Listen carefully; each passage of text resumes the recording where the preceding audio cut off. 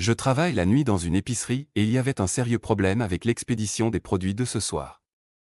L'épicerie où je travaille a reçu une livraison de produits frais ce soir, et l'un des fruits n'était pas tout à fait correct.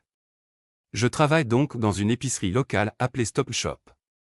Nous sommes votre magasin général polyvalent typique. Pensez à Wall quelque chose ou autre. Les sols sont d'un gris monotone et neutre. L'atmosphère est envahissante avec le blanc artificiel des ampoules à incandescence. C'est ennuyeux, vraiment. Autrement dit, sauf quand ce n'est pas le cas. Pour vous donner un exemple de ce à quoi ressemble le fait de ne pas être ennuyeux au Stop Shop, j'ai écrit l'autre jour à propos d'une rencontre que j'ai eue avec un dieu ancien cosmique à l'intérieur de la section des produits surgelés de la lacette. Des trucs bizarres. C'est ça la vie ici, ennuyeuse, puis bizarre. Ce soir, nous avons reçu une cargaison de produits frais de notre distributeur. En règle générale, décharger des camions de marchandises est le travail de mon collègue Louis. Mais nous n'avions pas vu de vrai visage humain depuis plus de 2 heures, et j'avais peur que la solitude me conduise à une folie incompréhensible. Alors je lui ai proposé de l'aider. Une fois les palettes de fruits retirées du camion, nous avons commencé à en transporter des caisses du quai de chargement jusqu'à l'arrière-salle des produits. Louis a pris des légumes, me laissant avec des fruits. Le travail était monotone, à la limite de l'engourdissement mental, mais au moins je n'étais pas seul devant le magasin, regardant dans le vide de mon esprit. La banalité du déplacement des fruits du point A au point B était en fait un sentiment bienvenu. Si seulement cela était resté ainsi. Quand je suis arrivé au kiwi, il y avait 3 boîtes sur la palette. J'ai récupéré chaque boîte et je l'ai déplacée vers mon chariot pour le transport. Quand je suis arrivé à la 3e boîte, j'ai entendu ce que presque cela ressemblait à un cri étouffé venant de l'intérieur de la boîte. J'ai fait une pause au son, j'ai attendu avec hésitation, essayant de voir si cela se reproduirait, si je pouvais mieux écouter quel que soit ce bruit. Mais non, rien. Ça devait être mon imagination. J'ai fait rouler le chariot dans le couloir arrière, quand, à mi-chemin du voyage, je l'ai entendu à nouveau, accompagné du bruit des objets se déplaçant à l'intérieur de la boîte. Est-ce qu'il y a quelque chose ici? Je me suis dit. J'ai arrêté le chariot, j'ai soulevé le couvercle de la boîte et j'ai jeté un œil à l'intérieur. Qu'est-ce que c'est que ce bordel? Commençai-je à dire. Il y avait des kiwis à l'intérieur de la boîte, qui semblaient se rouler tout seuls. Cela ne peut pas être juste. J'ai commencé à fouiller dans la boîte à l'endroit autour duquel le mouvement était centré. Aïe! J'ai crié une petite voix semblable à celle d'une souris depuis l'intérieur de la boîte. C'est quoi ce bordel? J'ai crié, beaucoup plus fort qu'avant. Tu m'entends? La voix criait. S'il te plaît. Aide-moi. Cette fois, j'ai doucement fouillé dans la boîte, jusqu'à ce que je sente une petite main saisir mon index. Et j'ai sauté en arrière, surpris par le contact avec ce qu'il y avait à l'intérieur de la boîte de produits. En revenant, j'ai soulevé l'entité avec moi.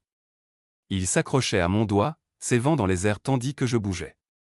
Ceci chose, cet être qui me parlait en quelque sorte, en anglais rien de moins, était un kiwi.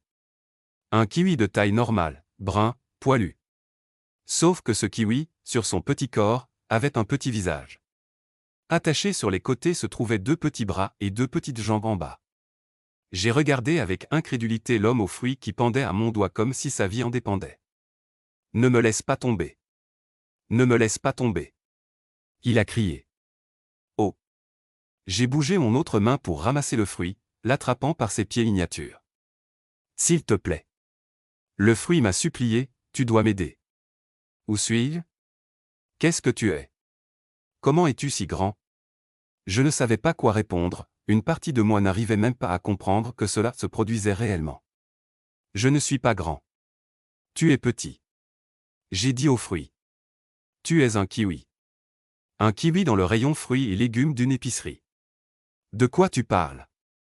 Tu dis du charabia, je ne suis pas un putain de kiwi, je suis une personne. J'ai un nom. Je m'appelle David, j'ai une femme, où suis-je? Je dois la voir, c'est elle que je suis parti. Je ne comprends pas ce qui se passe. Le fruit commença à hyperventiler entre 2 sanglots de terreur. David, tu as dit que tu t'appelais. J'ai demandé, essayant de raisonner avec le kiwi. Écoute, allons chercher un miroir, je veux que tu te voies. J'ai emmené David le kiwi dans les toilettes des employés et j'ai levé ma main vers le miroir. Là, David a pu se regarder lui-même. Qu'est-ce que c'est que ça? Il a crié à son reflet. Ça ne peut pas être moi. Je suis une putain de personne. Je suis une personne. Il criait de manière incontrôlable maintenant. J'ai déposé David dans l'évier et je me suis agenouillé jusqu'au niveau de ses yeux. Et.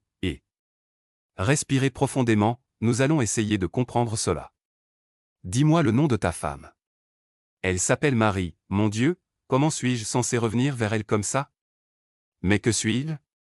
Il s'est remis à pleurer. David, murmurai-je d'une voix apaisante. Tu as son numéro de téléphone? Nous pouvons essayer de la contacter. Peut-être qu'elle a une idée de ce qui t'est arrivé. Ouais, je le sais. Dit-il, exaspéré par les pleurs. Il m'a dit son numéro de téléphone. Je l'ai tapé sur mon téléphone portable et je l'ai appelé. Après 4 sonneries, l'appel est passé. Bonjour, demanda une voix masculine groggy. Ouais, mal. Puis-je parler à Marie? J'ai demandé au téléphone. Marie n'est pas disponible en ce moment, mais qui es-tu? Et pourquoi appelles-tu ma femme à 2 heures du matin? Qu'est-ce que c'est que ça? Ta femme?